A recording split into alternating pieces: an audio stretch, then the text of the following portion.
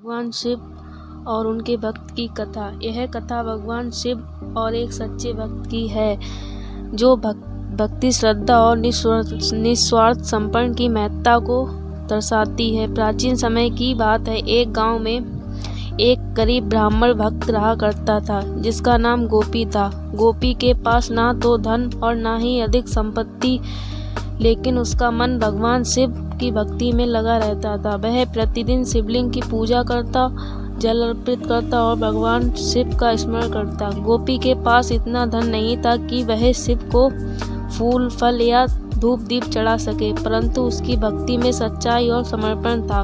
उसकी पूजा में जो कमी थी वह उसकी श्रद्धा पूरी कर देती थी। गोपी का मानना था कि भगवान शिव उसकी निस्वार्थ भक्ति से प्रसन्न होंगे और उसे आशीर्वाद देंगे। कई वर्षों तक गोपी इसी प्रकार भक्ति करता रहा, लेकिन उसकी गरीबी दूर नहीं हुई। गांव के लोग उसका मजाक उड़ाते थे और कहते थे कि उसकी भक्ति का कोई फल नहीं मिल रहा, लेकिन गोपी ने कभी भगवान शिव के प्रति अपनी आस्था नहीं छोड़ी।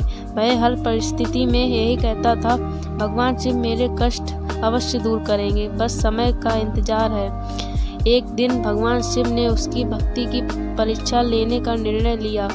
वे एक वृद्ध भिखारी के रूप में गोपी के पास आए, उससे भोजन मांगा। गोपी के पास उस समय खाने के लिए कुछ नहीं था, लेकिन उसने भगवान शिव को पहचानते हुए कहा, हे बाबा, मेरे पास खाने के लिए कुछ नहीं है, परंतु आप मेरे घर पर विश्राम करें, मैं आपके लिए भोजन की व्यवस्था करता हूँ। गोपी ने गांव के लोगों से उधार लेकर वृद्ध भिखारी के लिए भोजन तैयार किया और उसे खिलाया। जैसे ही भिखारी ने भोजन समाप्त किया, वह अपने असली रूप में प्रकट हो गए। गोपी है देख विस्मित रह गया। भगवान शिव ने मुस्कुराते हुए कहा, हे गोपी, तुम्हारी निस्वार्थ भक्ति और सेवा ने मुझे प्रसन्न कर दिया। अब तुम्हारी गरीबी दूर होगी और तुम्हें जीवन के सभी सुख मिलेंगे। भगवान शिव के आशीर्वाद से गोपी का जीवन पूरी तरह से बदल गया।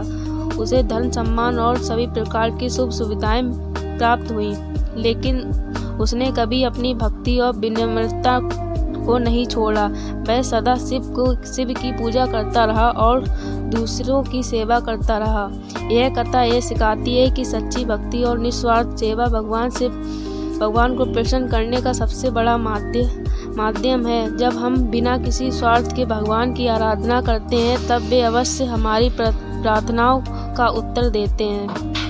ओम नमः शिवाय। ओम नमः शिवाय।